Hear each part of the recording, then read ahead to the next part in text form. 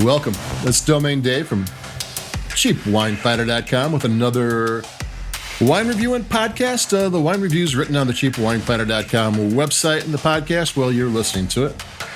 And today we have another holiday wine, bubbly. It's Trader Joe's Reserve North Coast Brut. $9.99, made for them by Rack and Riddle. Rack and Riddle's a large wine company. They do contract wine. They do bubbly for everybody else, other people. Out of Healdsburg, California, they're very good at making it. And if you've had a California bubbly, the value price, maybe even a little higher price range, there's a good chance they made it. They're pretty ubiquitous out there. And they made this one for Trader Joe's. And I'm going to take a sip and we're going to start talking about it because it's a $9.99 bubbly made with Chardonnay, Pinot Noir, and Pinot Meunier. And made in the champagne method. So, hey, sounds good.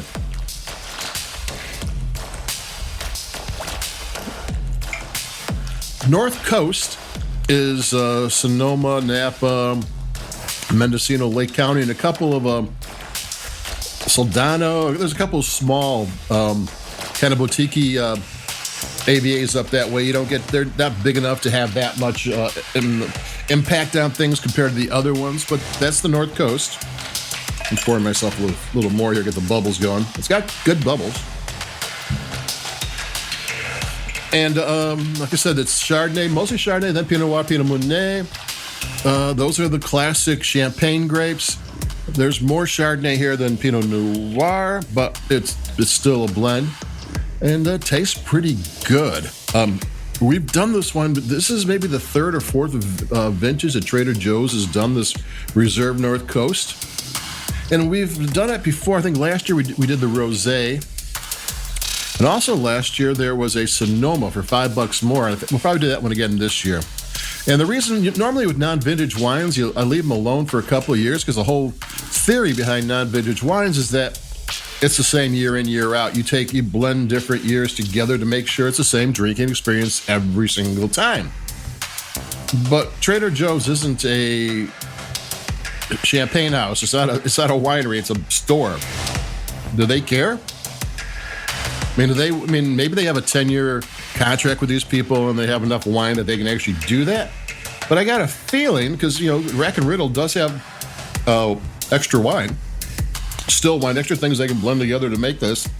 And, but do they actually take the same ones every year to make sure it's the same, it tastes the same? Maybe they do, maybe they don't, because they try to come in at $9.99. I'm going to take another sip. This is good.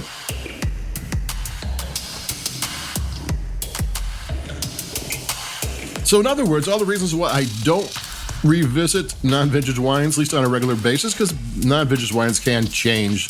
People's tastes change. They do adjust things. But are these going to be the same every year? Maybe not. They can have different sourcing. They can grab different grapes, different things.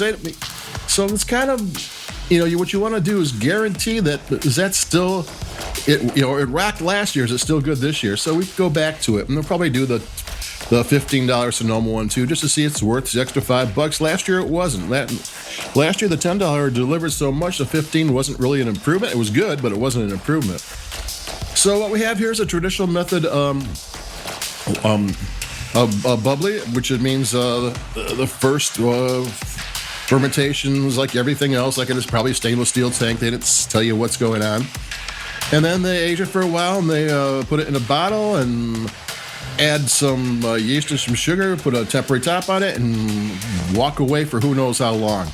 It could be anywhere from like 9 months to a year and a half. You don't know. These $10 wines, you don't know, and it could, but doesn't really matter. The longer it's in triage, which is the second fermentation, the creamier the wine gets. And this is more tart and crisp, which is also good for a $10 bubbly. If you're spending $50, $60, you want the creaminess, but $9.99, I'll take this. Take another sip. It's got really good acidity. It doesn't have that lip smacking acidity that some wines have, but almost it makes you want to take that sip. Every time I look over at the glass, I go, maybe I should sip that wine, which is kind of like what you want to do, and if it tastes good too. And when you first taste it, there's a bit of sweetness to it, which goes away right away. So you get that maybe pineapple with, I thought it's pineapple and lemon. It's a bunch of things, this and that. There's grapefruit juice, there's green apple, there's peaches and pears, a little bit of cherry in the mid palate. There's a little salty sensation. You get a little vanilla in there. It's brioche, a little bit of brioche going on. It's all very nice for a $9.99 wine. It tastes like it should. It drinks like it should. It has the acidity it should. It has the price it shouldn't, because it shouldn't cost $9.99, but I'm not going to complain. I took my third sip. Yeah, it's really easy to drink. Is it going to make you forget about that champagne you had at that party last year? Nah, probably not. But you might only drink that one at special occasions, and at $9.99 you're going to drink this on a Tuesday, watching whatever, Netflix or whatever you watch, whatever is available, watching The Christmas Story for the 15th time. I don't know. So yeah, this is one of those wines that just tastes good, and it delivers.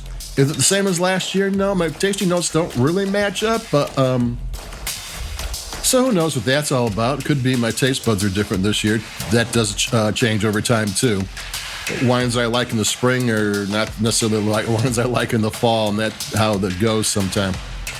So that's it for me, Domain Dave. The Trader Joe's Reserve North Coast Brut-Bubbly, $9.99 is a huge bargain. It tastes like